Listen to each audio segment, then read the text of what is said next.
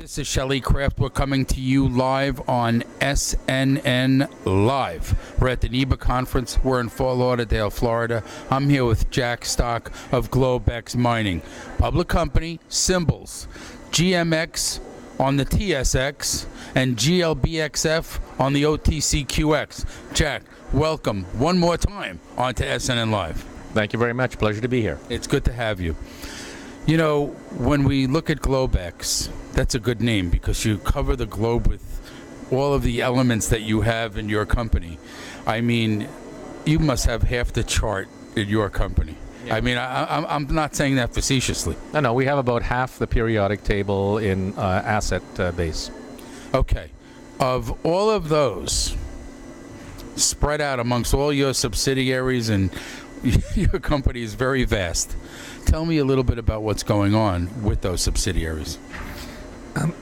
Well, the thing that's going on, the most important thing that's going on right now is that we're trying to realize the value of our assets, because the problem we have is that we're too complex. People don't focus on the intrinsic value of individual projects. For example, up in the Chibougamau area of northern Quebec, which is one of the four main mining districts of Quebec, we have 6 former copper gold producers. The price of copper and the price of gold are at all-time highs.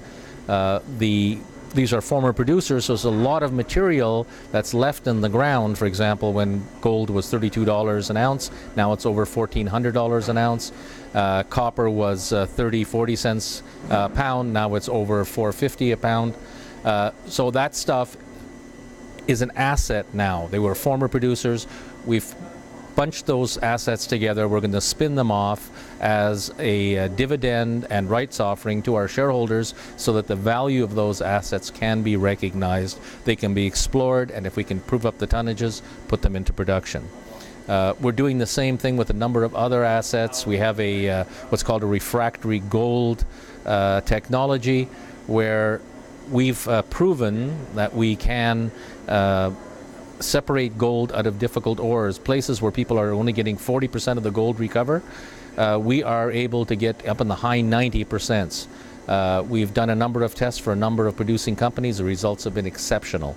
And we've got at least a half a dozen companies waiting in the background for the space to free up in our lab to do additional work. Again, a technology like this can be worth a lot more than the value of Globex as it is now.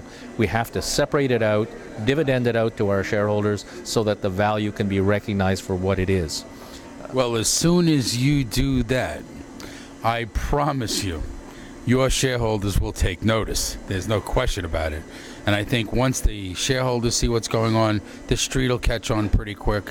And I can't see how the value, if you're basing it on the assets in the company. I mean, now tell us about some of the other assets as well. Well, we have lots of other assets. We have 108 properties. Each one of our properties has a reason. We don't have any what's called moose pasture. Every single property either has a resource, has a reserve, has drill holes with values, has a surface showing of mineralization. There's a reason for each individual one. If you want to take another one of our projects, we have a manganese project in New Brunswick. Historical, about 40 million tons. Interestingly enough, you can't make steel without manganese. There are no producers of manganese in North America. I'm saying North America, Canada, the US. It's 100% imported. Doesn't make any sense. So we're going to be working on that project this summer. If we can prove up the 40 million tons, we've already done metallurgical test works. We can recover the manganese. There's also a secondary iron. We can recover that. We're going to spin that off to our shareholders so the value will be recovered by our shareholders. We have another project which sounds similar. It's magnesium. Magnesium is used in airplanes, it's used in automobiles, it's used in all kinds of things. It's also used in what's called refractory brick, which is the lining of furnaces. You've probably seen pictures of furnaces with molten metal. You probably haven't wondered why the furnace doesn't melt. The furnace doesn't melt because it's lined with magnesium oxide bricks. We have a deposit about 35 million tons, probably total about 100 million tons, where we've done 2 years of metallurgical test work. We're about to start the pre-feasibility study. At the end of that, we intend to dividend it off to our shareholders so that they can realize the value. Micon did a study about 8 months ago on it, using the parameters that they used of 1 million tons a year mined. They expect the project to generate $80 million a year of revenue, profit, EBITDA, per year. You know, project. You know, Jack, you break it all down on the website.